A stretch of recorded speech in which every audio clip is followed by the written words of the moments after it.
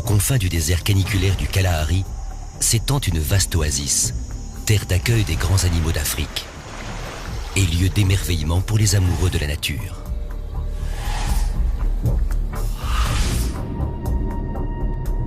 Mais deux redoutables attaques, survenues à quelques jours d'intervalle, ont révélé l'étonnante violence d'une créature ancestrale et imposante. Pourquoi s'en est-elle soudain pris à des êtres humains? Et risque-t-elle de recommencer? Deux équipes d'experts vont tenter de résoudre cette énigme, l'une en Afrique, l'autre aux États-Unis.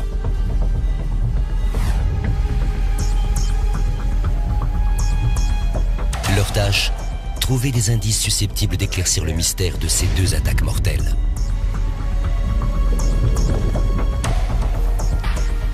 Ils vont découvrir qui est le chasseur et qui est la proie.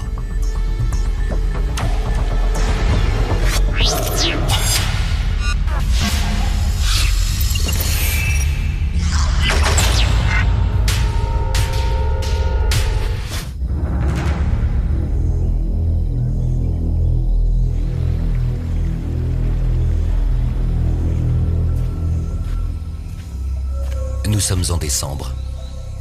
Mais lorsque Bruce et Janice Simpson arrivent au Botswana pour leur lune de miel, c'est l'été.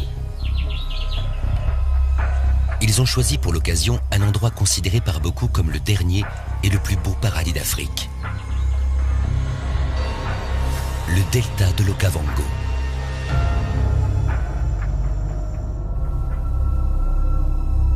Ici, les eaux cristallines d'un fleuve incontrôlable se déversent dans les sables du Kalahari, donnant naissance à la plus grande oasis au monde. Un immense delta qui procure un refuge aux plus célèbres animaux d'Afrique et à ses plus grands prédateurs.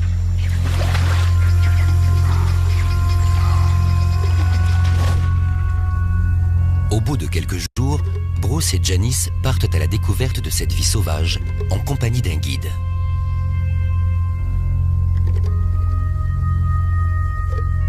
Pour atteindre les premiers sites d'observation, ils doivent traverser les zones humides qui bordent leur campement. Le guide fait glisser la pirogue sur les eaux tranquilles.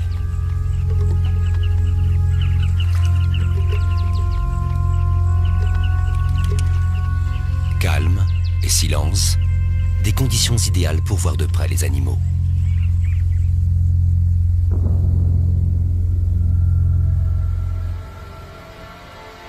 Vers 10 heures, ils entament le trajet de retour.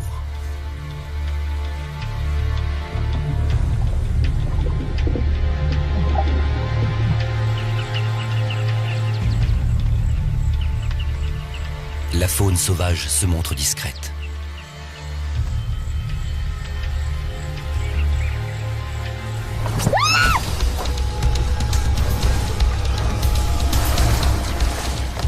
Mais soudain, une créature surgit de l'eau, aux côtés de la frêle embarcation. Déséquilibré par le choc, Bruce disparaît sous la surface, tandis que deux énormes mâchoires s'emparent de Janice.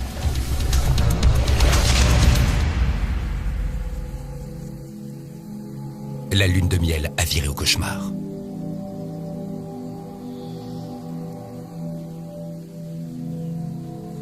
Quel animal a pu se montrer assez intrépide pour attaquer une barque remplie de gens?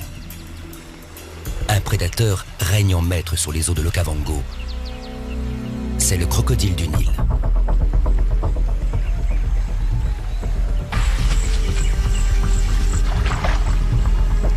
Cette créature peut mesurer jusqu'à 6 mètres et peser plus de 500 kilos.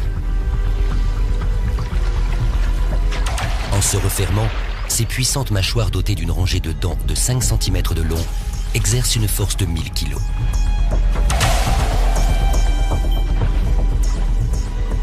Pour couronner le tout, c'est aussi hélas un mangeur d'hommes.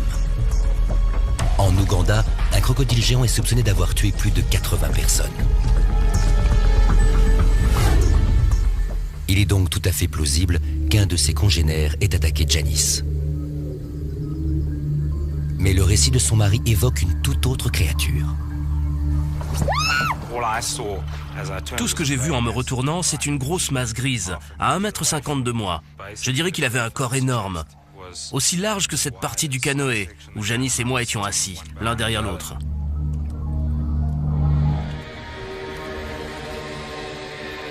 Ce n'est pas un crocodile qui a attaqué Janice, ni même une créature généralement associée au terme de prédateur. En fait, c'est un animal considéré par beaucoup de gens comme un herbivore inoffensif, paresseux, voire un peu comique. L'hippopotame.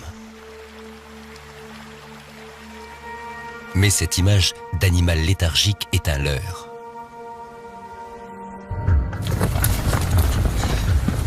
Au fil des ans, les hippopotames se sont taillés une réputation de tueurs. On pense qu'ils sont responsables de plus d'attaques meurtrières en Afrique que n'importe quel autre animal. Malgré leur corpulence, les hippopotames peuvent se déplacer à une vitesse de 50 km/h, soit 2 fois plus vite que la plupart des hommes. L'impact d'un mâle adulte en pleine course est aussi violent que celui d'un camion.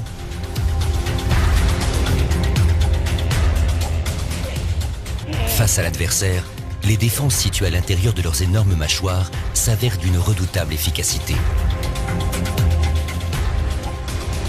Elles sont capables de littéralement couper en deux des crocodiles de 4 mètres de long.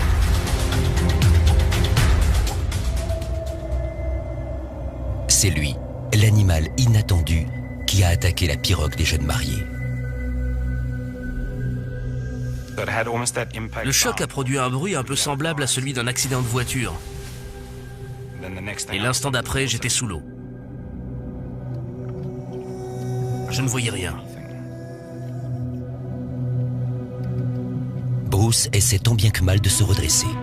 Mais enfin, le mouvement extrêmement vif de l'hippopotame lui a démis l'épaule et il est bloqué au fond. La violence du coup m'a projeté directement dans la boue. Je savais que la surface était juste au-dessus de ma tête. Mais je risquais de me noyer.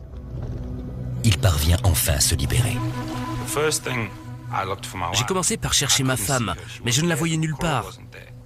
Elle n'était plus là, et la pirogue non plus. Qu'est-il arrivé à Janice? Et pourquoi la bête a-t-elle attaqué?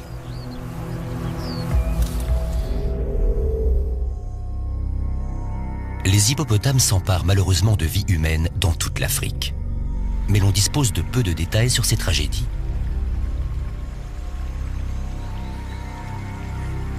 Et même les scientifiques ne connaissent pas très bien ces animaux difficiles à étudier.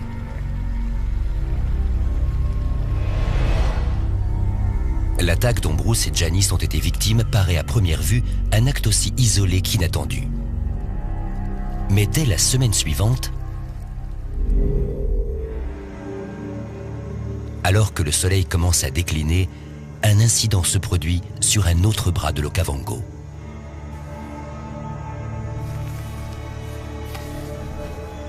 Diana Tilden Davis, ex-Miss Afrique du Sud, est ici chez elle. Depuis qu'elle a abandonné la vie fastueuse d'ambassadrice de son pays, elle exerce le métier de guide dans cette région qu'elle aime énormément.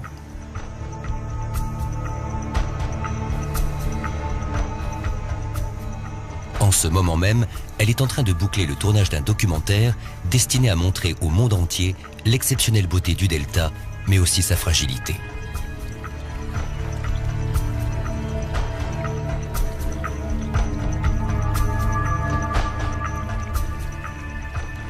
Ils n'ont plus qu'une prise à faire avant d'en avoir terminé.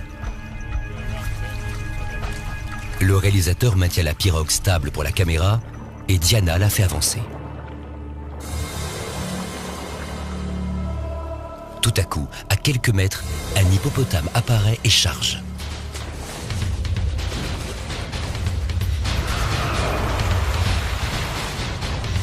Instinctivement, Diana tente de le ralentir en fouettant l'eau avec sa perche et crie aux autres d'aller se mettre à l'abri.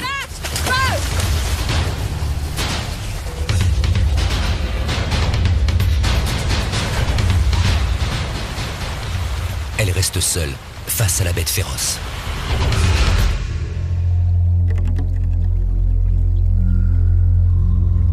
En l'espace de quelques jours, 2 attaques surprises ont mis en danger 2 femmes et troublé la tranquillité de ce paradis africain. Est-ce pur hasard? Ou bien y a-t-il quelque chose qui, dans les 2 cas, a suscité la folie meurtrière de l'animal?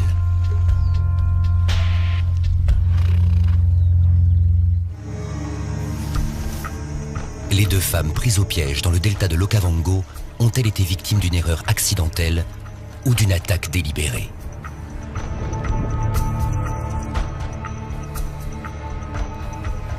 Nombre de gens en Afrique comme ailleurs pensent que les hippopotames sont myopes et par conséquent incapables de distinguer ce qui est dangereux de ce qui ne l'est pas.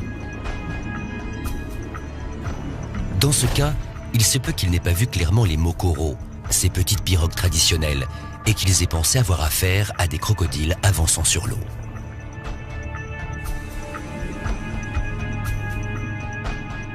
Mais il y a 2 choses qui ne collent pas avec cette théorie. D'une part, généralement, hippopotames et crocodiles ne se battent pas. Les 2 géants ont passé une sorte d'accord tacite de non-agression et vivent souvent côte à côte. Et d'autre part, la mauvaise vue des hippopotames est un mythe.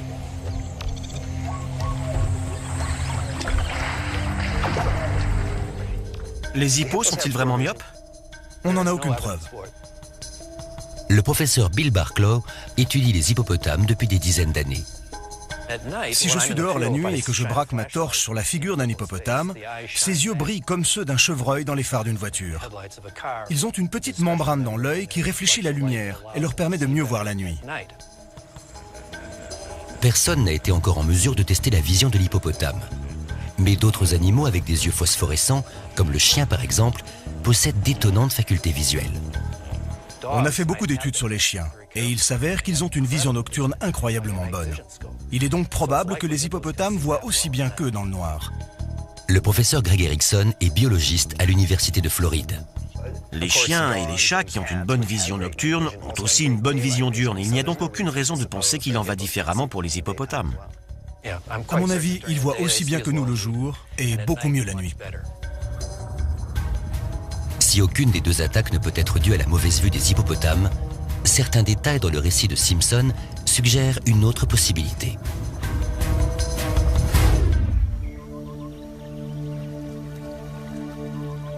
Les jeunes maris ont croisé l'hippopotame sur le chemin du retour, alors qu'ils traversaient les zones humides pour rejoindre leur bungalow.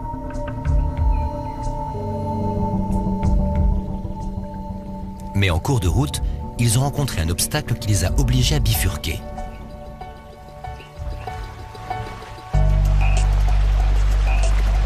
Des éléphants.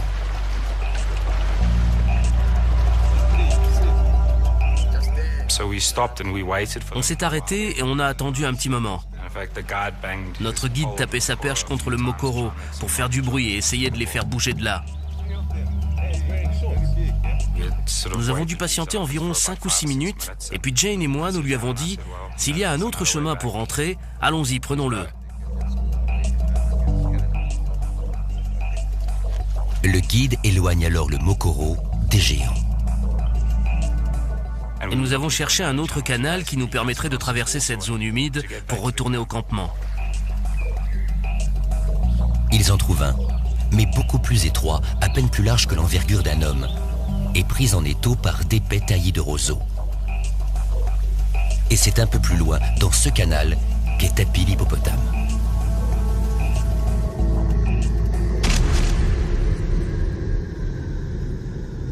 Mais naviguer sur ces toutes petites voies d'eau du delta est particulièrement dangereux. Ce canal paraît assez dégagé, mais si vous regardez sur les côtés, vous vous apercevrez que la visibilité est très limitée. Ça varie entre... Qu'est-ce que vous diriez? 50 cm, 1 mètre, 1,5 mètre tout au plus. En tant que responsable de parc, Ertizrom est souvent amené à capturer les hippopotames pour les déplacer. Les hippos ont une extrêmement bonne vue.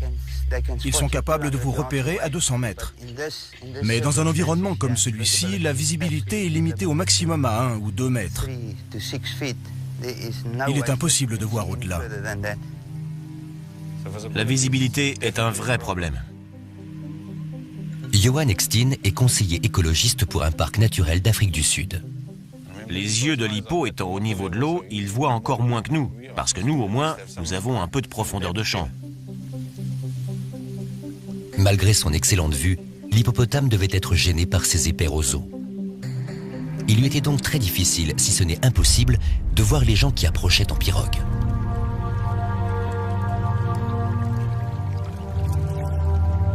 Les touristes l'auraient-ils effrayé? Comme la plupart des animaux, l'hippopotame ne compte pas que sur sa vue pour être informé, et ses autres sens sont également très aiguisés.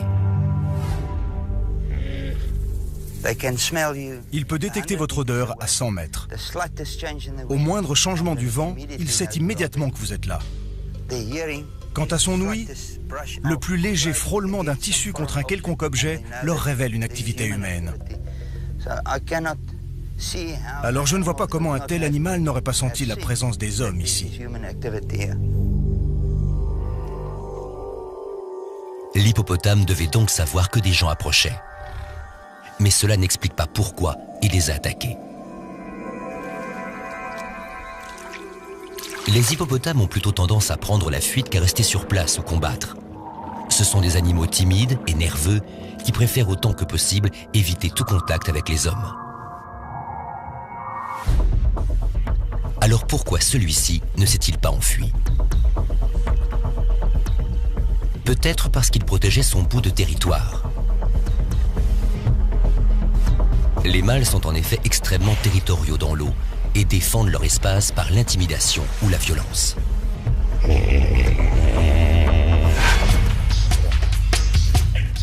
Les rituels de menace auxquels ils ont recours, souvent interprétés à tort par les hommes comme des bâillements paresseux, ont pour vocation d'impressionner l'adversaire. On expose sa taille et son armement. Et si cela ne suffit pas, les combattants s'empoignent par les mâchoires et testent leur force. Il arrive que la démonstration tourne à un affrontement sans merci, jusqu'à ce que mort s'ensuive.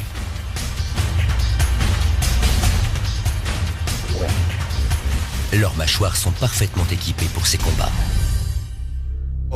Bien qu'il s'agisse d'un jeune mâle, on voit bien comment le crâne de cet animal est conçu. Vous voyez que ces dents-là ne sont d'aucune utilité pour brouter. L'hippo broute avec ses lèvres. Ça, c'est pour se défendre. Ses dents à croissance continue sont aiguisées comme des rasoirs. Celle-ci n'est pas tellement grande. Elle se développe plus que ça. Voici comment elle s'aiguise. En frottant l'une contre l'autre, de haut en bas et de bas en haut. Et de cette façon, elle reste affûtée en permanence. Lors d'un combat territorial, l'hippopotame manie ses armes avec une puissance colossale. Ils ouvrent leur immense gueule à un angle de 150 degrés. S'ils veulent, ils peuvent y loger ce canoë. Avec les canines qu'il a là, et leur puissante force de morsure, il peut vraiment faire très mal. Tout ce qui peut tenir entre ses mâchoires est en réel danger. C'est à ce type d'armement que Janice Simpson a été confrontée.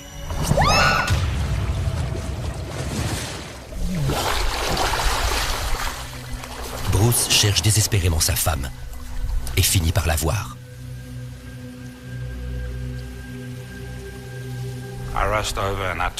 Je me suis précipité vers elle, je l'ai retournée et elle avait été mordue dans la poitrine, dans le dos et aussi à la tête.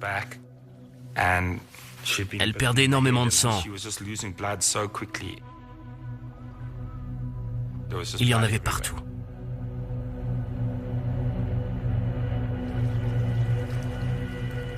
Bruce et le guide font tout ce qu'ils peuvent pour tenter de la sauver, mais Janice Simpson rend son dernier souffle.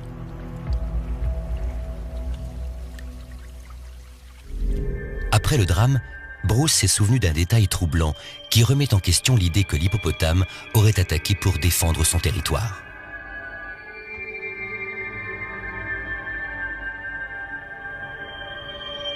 Car le temps que Bruce remonte à la surface, l'assaillant a disparu. J'ai entendu un animal s'enfuir et l'instant d'après, il était déjà parti. Ça s'est passé en une fraction de seconde. L'hippopotame a fait demi-tour. Mais les mâles dominants n'abandonnent pas leur territoire et ne laissent pas leurs femelles sans surveillance. Pensez-vous que dans cette affaire, il puisse s'agir d'un conflit territorial? Non, c'est peu probable, parce que le mâle territorial aurait été avec les femelles. Alors que là, il n'a été fait mention que d'un seul hippopotame. Cet hippopotame était absolument seul. Le mâle dominant sur ce territoire serait avec le troupeau. Il y a donc peu de chances que l'animal ait fait ça pour des raisons territoriales. En effet. Janice Simpson n'a pas été attaquée par un mâle qui défendait son territoire. Et Diana Tilden Davis non plus. Tout comme Janice, elle s'est retrouvée face à un hippopotame isolé loin d'un troupeau constitué.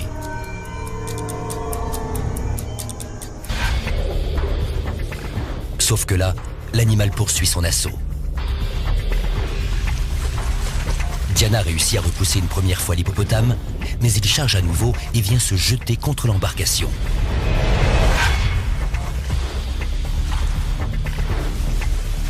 Diana lutte pour se retenir tandis qu'elle glisse vers ses mâchoires.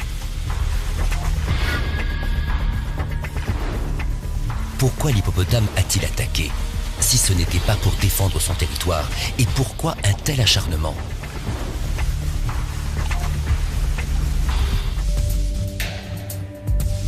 Les deux jeunes femmes qui ont été attaquées dans le delta de l'Okavango ont toutes deux été confrontées à des hippopotames isolés du troupeau.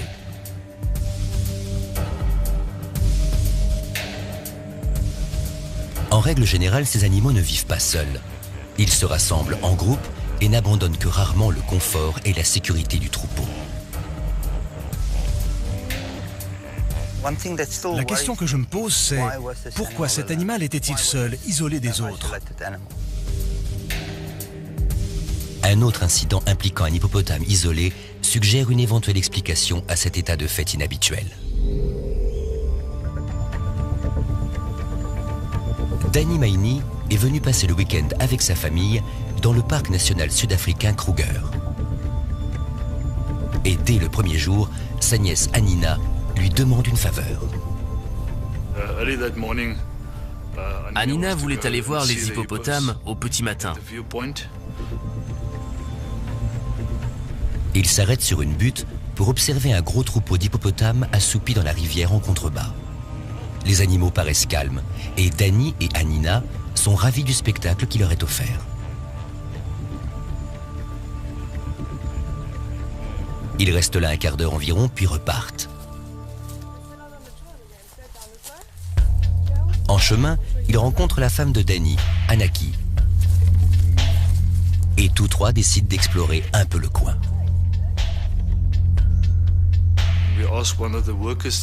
On a demandé à quelqu'un qui travaillait là de nous indiquer le meilleur site d'observation.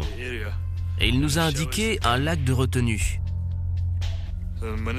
Sitôt que nous y sommes parvenus, nous avons vu l'hippopotame. L'animal est seul au milieu de l'eau, à 1 kilomètre de la rivière et du reste du troupeau. On s'est dit quel bel animal, sans penser qu'il pouvait représenter un danger. Ensemble, ils regardent la créature géante pendant quelque temps. Puis Danny part rejoindre le reste de leur famille au campement.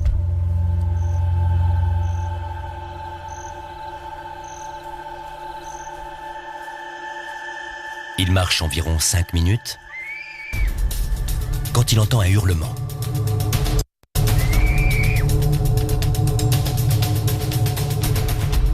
Anina court à sa rencontre, terrifiée. Elle m'a dit que l'hippopotame avait mordu Anaki. Danny se précipite au secours de sa femme. Je criais « Anaki, où es-tu » À son arrivée, il découvre une scène d'horreur. Elle a juste eu le temps de me dire « Souviens-toi que je t'aime ».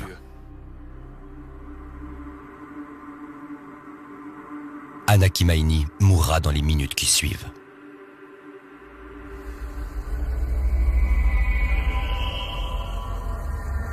Comme les autres victimes, elle aussi a rencontré un hippopotame solitaire.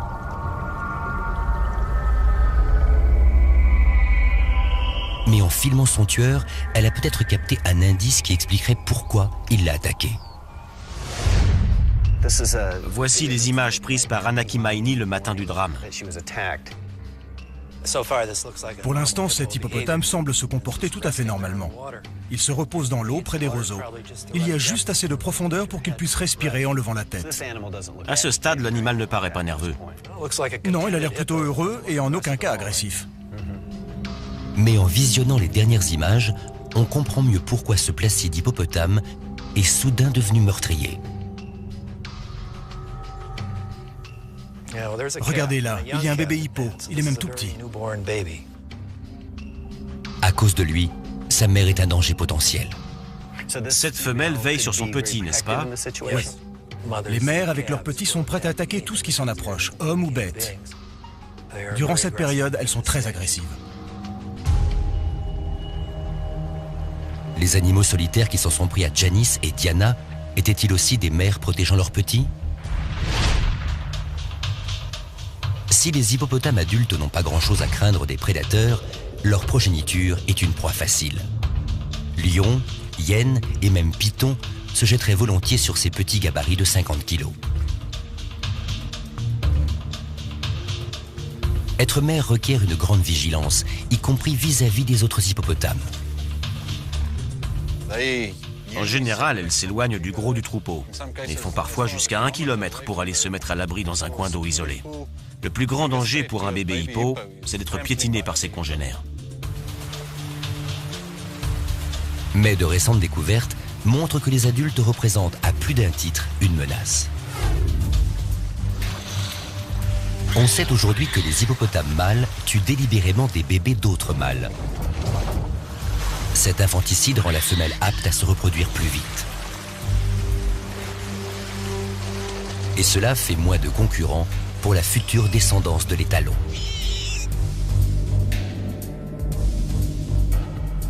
Et c'est sans doute pour protéger leurs petits que les jeunes mères vont se cacher loin du troupeau.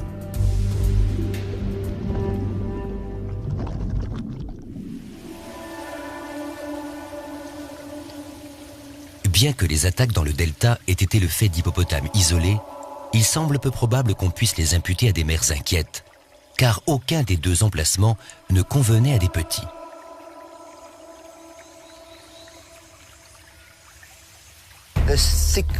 Une femelle n'amènerait jamais son petit dans un épais taillis de roseaux comme celui-ci. En effet, elle recherche habituellement des espaces ouverts sur la rive. Qu'il y ait des roseaux, oui, mais aussi une zone de terrain découvert qui leur permette de sortir de l'eau. Les bébés hippopotames, de même que leurs parents, ne savent pas nager. Ils marchent au fond de l'eau. Ils ont donc besoin d'avoir une plage à proximité où aller se reposer de temps en temps. Or, aucune attaque n'a eu lieu aux abords d'une telle pouponnière. Les hippopotames qui ont chargé Diana et Janice n'étaient pas en train de protéger leurs petits, pas plus qu'ils ne défendaient leur territoire. Alors, pourquoi ont-ils attaqué ?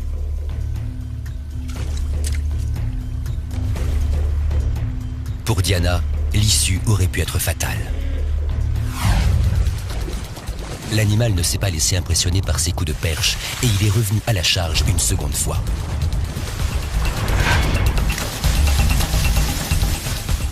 Diana tient bon jusqu'à ce que ses collègues s'enfuient.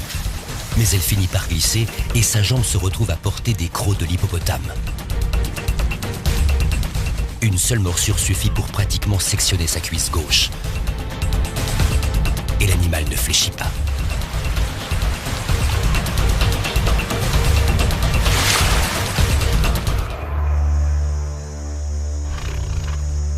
Il y a peut-être une explication à cette férocité de l'hippopotame.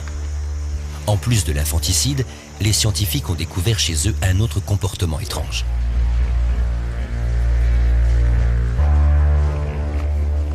En période de stress intense, par exemple en cas de pénurie d'eau ou de nourriture, ils sont capables de choses qu'on n'aurait jamais imaginées possibles. Pendant des centaines d'années, nous avons cru que ces animaux étaient strictement végétariens. Mais c'est une erreur. On peut voir sur ces images un hippopotame se nourrissant sur la carcasse d'un buffle.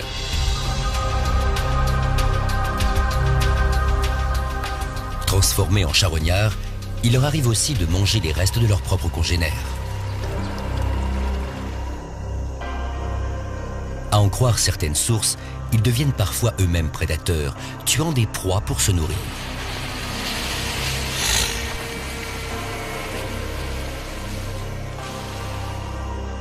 Lorsqu'ils agressent des êtres humains, est-ce guidé par ce côté obscur et pour le moins inattendu de leur nature? Si oui, a-t-on un moyen de savoir ce qui les pousse à de telles extrémités?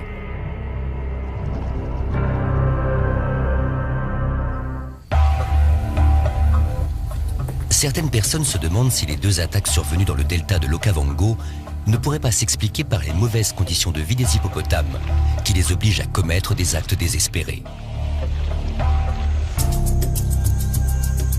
En été, dans cette région, les températures grimpent brutalement. Elles dépassent souvent 40 degrés Celsius et il n'est pas toujours facile de trouver l'eau nécessaire à la survie.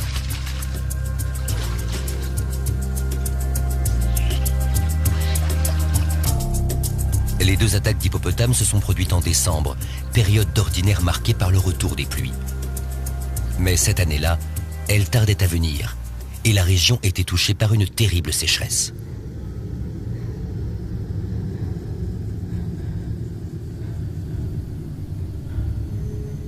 Cependant, une sécheresse dans l'Okavango ne veut pas dire qu'il n'y a plus d'eau du tout. Le delta est alimenté par un fleuve qui prend sa source en Angola, où les pluies sont abondantes.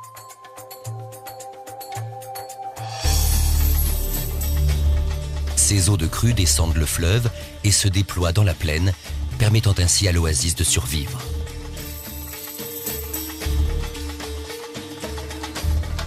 À l'époque des attaques, il y avait encore largement assez d'eau à boire.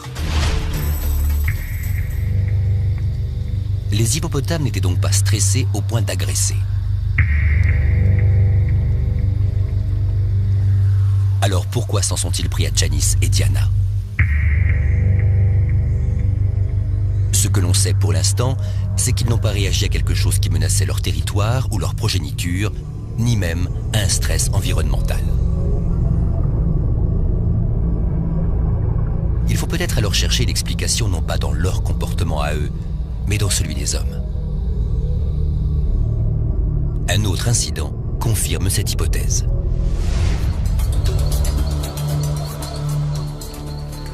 Richard Gomede quitte sa maison dans la campagne sud-africaine pour aller pêcher. La pêche au filet maillant est le seul moyen de subvenir aux besoins de sa famille. Mais comme il est interdit de la pratiquer, il attend la nuit pour sortir. Ce jour-là, je suis parti de la maison pour aller travailler là où je vais d'habitude. C'est là que je lance mon filet maillant. Ensuite, j'ai attendu jusqu'à ce qu'il soit environ 2 heures. Au plus profond de la nuit, Richard retire son filet. Une fois qu'il a terminé, il va ranger sa barque dans sa cache habituelle, au milieu des roseaux.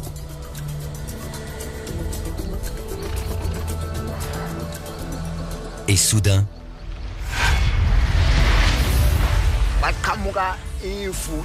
l'hippopotame a surgi tout à coup devant moi en chargeant. Le choc m'a envoyé dans les airs. il atterrit sur le dos de l'animal qui aussitôt s'immerge et s'éloigne à toute allure. L'hippopotame s'est ensuite retourné, la bouche grande ouverte. Quand il est arrivé sur moi, je me suis retrouvé avec toute la tête enfouie dans sa gueule, jusqu'au cou. Et après, il a soufflé. Il m'a rejeté plus loin, comme vous pouvez le voir à ma cicatrice.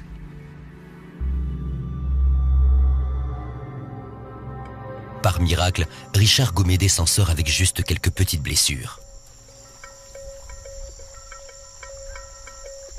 Cette fois, les raisons de l'attaque surprise sont claires. Richard s'est fait agresser la nuit, au moment où les hippopotames sortent de l'eau pour brouter. Or, les animaux géants sont très nerveux sur la terre ferme et ont vite fait de retourner à l'eau à la moindre alerte.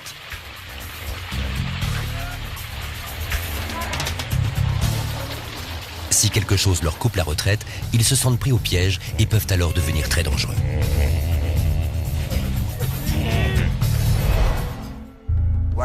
Un hippopotame sur la terre ferme et apeuré représente un grand danger. S'il est sur le qui-vive à cause d'un bruit ou d'une odeur suspecte, il se dirige systématiquement vers la rivière. Dans la plupart des conflits entre hommes et hippopotames, si celui-ci est dérangé alors qu'il est sur la terre ferme, il prendra le chemin le plus court jusqu'au point d'eau qui est son dernier refuge.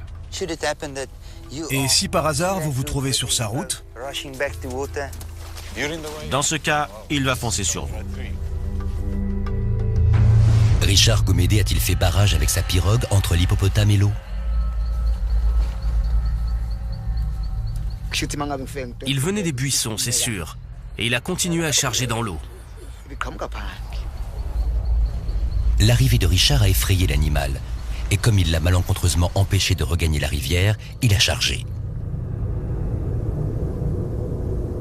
Mais en ce qui concerne Janice et Diana, le scénario semble avoir été différent. Lorsqu'ils ont attaqué les jeunes femmes, les deux hippopotames étaient déjà dans l'eau. Et ils auraient pu y rester, tout en s'écartant des barques. Mais ce n'est pas ce qu'ils ont fait.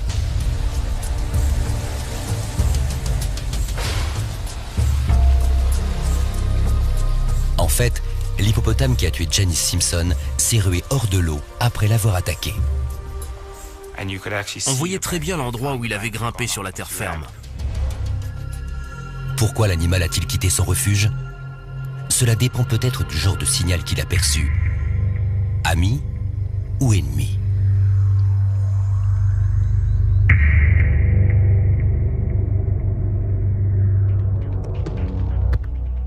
Qu'est-ce que c'est, Bill? c'est une empreinte vocale. Mais elle est enregistrée à la surface. Et là, sous cette ligne, ce sont les ondes acoustiques enregistrées par un hydrophone. Donc voici les sons à la surface. Et maintenant, les sons sous l'eau. Vous avez entendu là? Oui. Ça ressemble au clic qu'émettent les baleines. En effet, c'est très similaire. Les orques produisent exactement le même son. Il y a une raison étonnante à cela. En travaillant sur les molécules, les scientifiques ont récemment découvert que l'ADN des hippopotames était très très proche de l'ADN des baleines et des dauphins.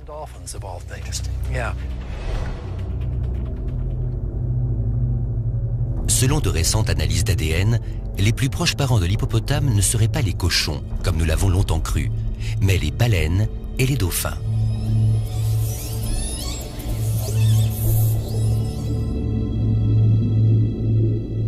À l'instar de leurs cousins marins, les hippopotames accouchent sous l'eau, ainsi qu'on le voit sur ces images prises au parc Busch Gardens à Tampa Bay. Mais contrairement à eux, ils n'utilisent pas leurs ondes acoustiques sous l'eau comme sonar. Ils s'en servent pourquoi? On pense que c'est pour signifier aux autres hippos qui sont dans l'eau « Du calme, c'est moi, j'arrive ». Si les hippopotames utilisent ces sons sous-marins pour éviter les mauvaises rencontres, il est possible que les responsables des attaques dans le delta aient entendu les pirogues approcher, mais n'aient perçu aucun signal ami.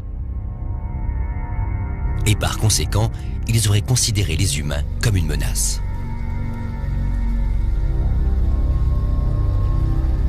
Diana et l'équipe de tournage approchaient en silence, mais le réalisateur, lui, marchait dans l'eau. Et l'animal a peut-être entendu quelque chose qu'il a identifié comme hostile.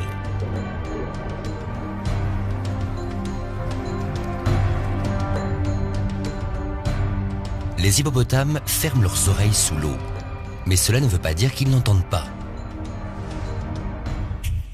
Regardez, ce conduit va du bas de l'intérieur du crâne à l'oreille interne. Oui. Et c'est là que le son est perçu, puis transmis au cerveau pour être analysé. Vous remarquerez que cette puissante mâchoire, ici, s'emboîte là, tout près de l'emplacement de l'oreille interne. Le son émis sous l'eau fait vibrer cette mâchoire inférieure. Cette grosse partie très épaisse réagit aux fréquences hautes et cette partie plus fine aux basses fréquences. Ainsi, quand les vibrations traversent la mâchoire, elles agitent l'oreille interne. Et cela permet aux hippos d'entendre aussi les sons sous l'eau. Ils entendent donc à l'extérieur avec l'oreille externe, exactement comme nous, mais ils ont en plus la faculté, quand ils s'immergent, de capter et d'enregistrer des sons sous l'eau. Je ne connais pas d'autres animaux qui font cela. Que ses oreilles aient été au-dessus ou en dessous de l'eau, l'hippopotame a sans doute entendu arriver les hommes. N'ayant pas reconnu le signal d'approche d'un de ses congénères, il a dû craindre le pire. Mais en pareille circonstance, la plupart des hippopotames auraient cherché à éviter l'intrus. Alors pourquoi celui-ci a-t-il choisi d'attaquer ?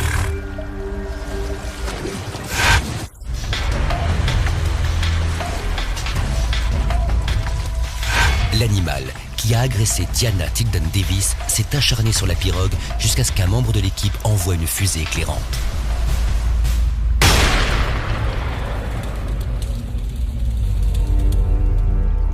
Le bruit l'a déconcerté et Diana a pu profiter de l'effet de surprise pour s'échapper.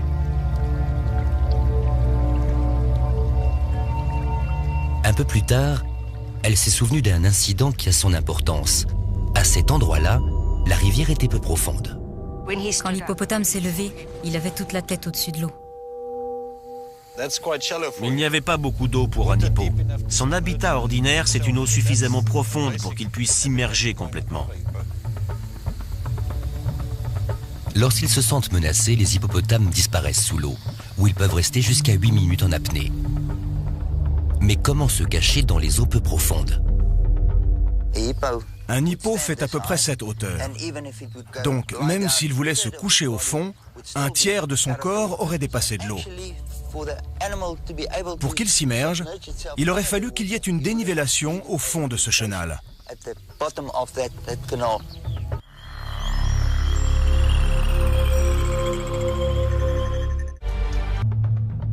D'une certaine façon, l'hippopotame avait déjà préparé le terrain. Comme il était assez gros et que c'était peu profond, il avait réussi à creuser une sorte de terrier dans le sable afin d'être totalement immergé. Il essayait de se cacher, c'est sûr. Bruce Simpson pense lui aussi que l'animal qui a tué sa femme se cachait. L'hippopotame devait être immergé, et donc tapi au fond de l'eau, puisqu'il n'y avait même pas 1 mètre de profondeur là où il se cachait.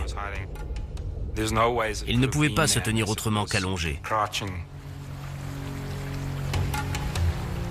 Pourquoi 2 de ces redoutables géants iraient-ils se cacher là ?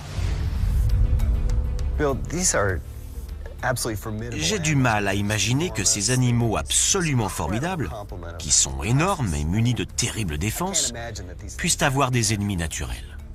Les hippopotames n'ont sans doute qu'un seul véritable ennemi, et cet ennemi, c'est nous, les humains.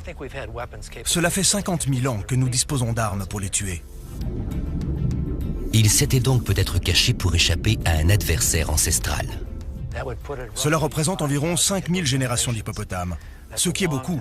Suffisamment en tout cas pour qu'au cours de leur évolution, ils aient adopté de nouvelles façons de se protéger des hommes. Y compris en les attaquant ? Tout à fait. Avec le temps, nous sommes devenus l'ennemi par excellence. La menace que nous représentons pour les hippopotames s'est encore accentuée ces dernières années. Depuis 1989, date à laquelle le commerce de l'ivoire des éléphants a été interdit, chasseurs et contrebandiers s'en sont pris aux hippopotames. D'abord traqués pour leur défense, ces animaux sont aujourd'hui de plus en plus convoités pour leur viande, du fait des incessantes guerres qui ravagent de nombreux pays d'Afrique. Au cours des 10 dernières années, le déclin des populations d'hippopotames est passé de 7 à 20%. Mais ceux qui vivent dans le delta de l'Okavango sont protégés. Et ce n'est pas parce qu'ailleurs ils sont persécutés que ceux du Botswana sont plus enclins à la violence.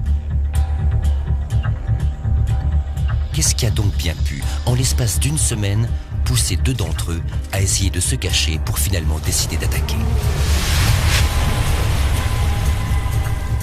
La réponse se trouve dans un détail rapporté par Diana et qui s'avère crucial. Quand il est venu sur nous, j'ai vu qu'il avait plein de coupures et d'entailles dans la bouche. Il avait aussi les oreilles déchiquetées et la figure couverte de cicatrices. C'était toutes des blessures très récentes. L'hippopotame qui l'a agressé était un jeune mâle grièvement blessé. Et la seule bête capable d'infliger de telles blessures à cet animal redoutable, c'est un autre hippopotame.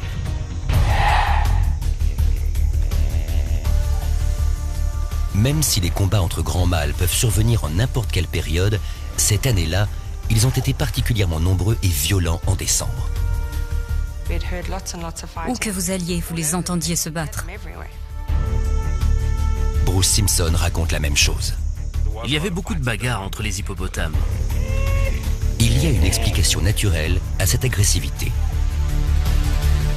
Du fait du retard des pluies, le seul endroit où les hippopotames avaient une chance de trouver des pâturages, c'était en bordure des canaux.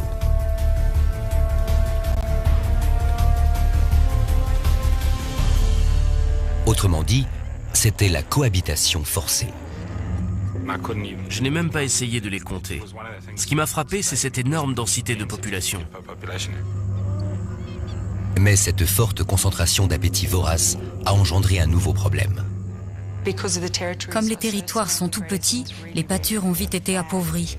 Je pense que cela les stressait et les rendait plus agressifs. Avec moins de bonne herbe à brouter et plus de concurrents autour d'eux, les mâles dominants ont les nerfs à vif.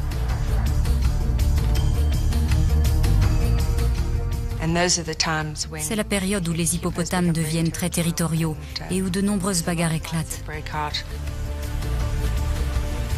Beaucoup de jeunes mâles essaient de se cacher, car pour eux ces combats peuvent être mortels. Mais lorsque les territoires sont très rapprochés, trouver une place libre relève de l'exploit.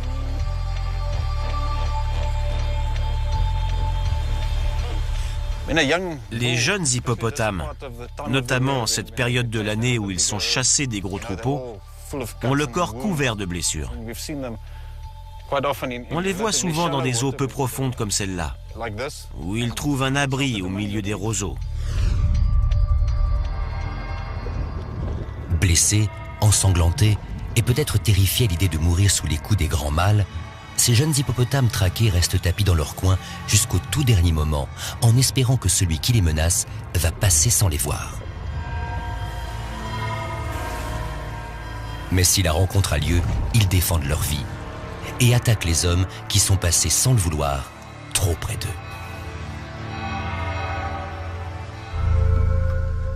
S'il m'a agressé, c'est parce qu'il était blessé.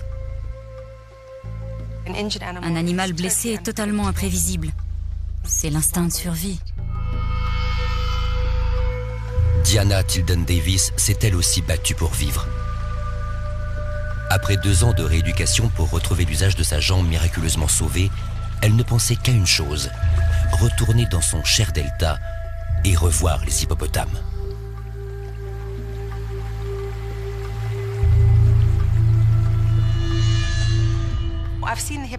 J'ai revu l'hippopotame 2 fois depuis l'accident. Il vivait les mêmes douloureux moments que j'avais connus. Et je pense que cela crée des liens. C'est également le sentiment de Bruce Simpson. Un de mes buts, c'est d'être capable de retourner là-bas et de prendre autant de plaisir qu'autrefois à observer et photographier les hippopotames. À bien des égards, je pense que cette tragédie a tissé un lien entre nous.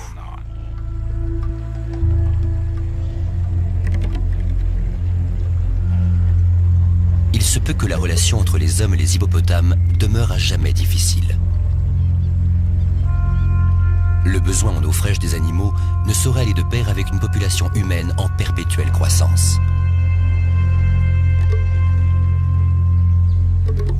Mais chaque fois que nous quittons notre territoire pour pénétrer sur celui des hippopotames, tâchons de nous souvenir que nous connaissons mal ces créatures et que notre jugement sur le monde animal est souvent rempli de préjugés.